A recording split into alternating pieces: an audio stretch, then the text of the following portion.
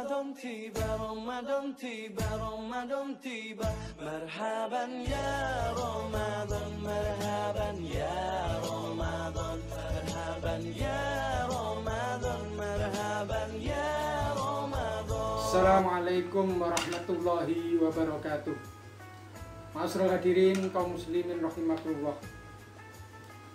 Sahabat Utbah bin Amir al-Juhaini suatu ketika bertanya kepada Rasulullah SAW, "Ya Rasulullah, man najah?" Wahai Rasulullah, apakah keselamatan itu? Maka Rasulullah SAW menyampaikan ada 3 kunci keselamatan. Amsik alaika lisanaka, kendalikan, tahanlah, jagalah lisan. Ma'asyiral hadirin rahimakumullah, kalau kita ingin mendapatkan keselamatan, maka jaga, kendalikan, peliharalah lisan kita. Para ulama memberikan 2 penafsiran terhadap hadis ini. Yang pertama, tahan, jaga lisan kita jangan sampai memakan sesuatu yang diharamkan oleh Allah Subhanahu wa Ta'ala. Sesuatu yang haram jangan sampai masuk ke dalam mulut kita. Ma'asyiral hadirin rahimakumullah, ketika makanan yang haram masuk ke dalam perut kita melalui mulut kita, maka itu akan menjadi awal dari kecelakaan di dunia dan kecelakaan di akhirat.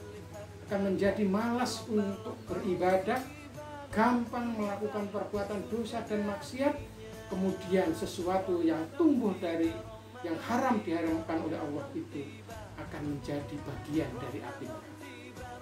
Kemudian ma'asyiral hadirin, tahanlah lisan kita dari mengucapkan sesuatu yang bisa menimbulkan dosa, dari menghina orang lain, menyinggung orang lain, menyakiti hati orang lain. Maka Rasulullah SAW mengingatkan kepada kita sekalian, "Man kana yu'minu billahi wal yaumil akhir falyakul khairan aw liyasmut." Barang siapa yang beriman kepada Allah dan hari akhir, hendaklah dia berkata yang baik atau diam. Banyak orang yang mendapatkan kehormatan, dihargai, disanjung, dimuliakan oleh orang lain karena lisannya. Bahkan melalui lisannya tidak sedikit orang yang mendapatkan surganya Allah Subhanahu wa Ta'ala. Ma'asyiral hadirin, namun tidak sedikit gara-gara lisannya banyak orang mendapatkan kecelakaan, banyak orang dimusuhi, bahkan karena lisannya banyak orang masuk ke dalam nerakanya Allah Subhanahu wa Ta'ala. Lisan bisa mengantarkan kita pada surganya Allah, tetapi tidak sedikit orang gara-gara lisannya mengantarkan dia masuk ke dalam neraka. Maka Rasulullah menyampaikan kunci keselamatan yang pertama adalah amsik alaika lisanaka, jagalah, kendalikan lisanmu. Yang kedua, wayasaka baituka, tetaplah kamu berada di rumahmu. Tenanglah kamu ada di rumahmu. Selalulah kamu ada di rumah. Dalam bahasa saat ini adalah stay at home, tetap berada di rumah. Gambaran Rasulullah SAW betapa beliau bahagianya ada di rumahnya. Beliau menyampaikan baiti jannati, rumahku adalah laksana surga. Betapa menggambarkan Rasulullah mendapatkan kebahagiaan ketika berada di dalam rumah tangga.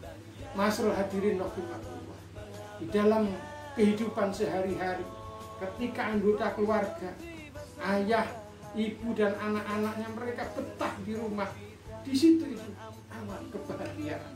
Tapi kalau masing-masing anggota keluarga sudah tidak betah di rumah, ayahnya tidak betah di rumah, ibunya tidak betah di rumah, anaknya tidak betah di rumah, itu tanda daripada ketidakbahagiaan atau tidak keselamatan. Ma'asyiral hadirin, banyak sekali hal-hal yang bisa menimbulkan dosa dan maksiat dari luar sana. Maka tetap di rumah itu adalah kunci daripada kebahagiaan.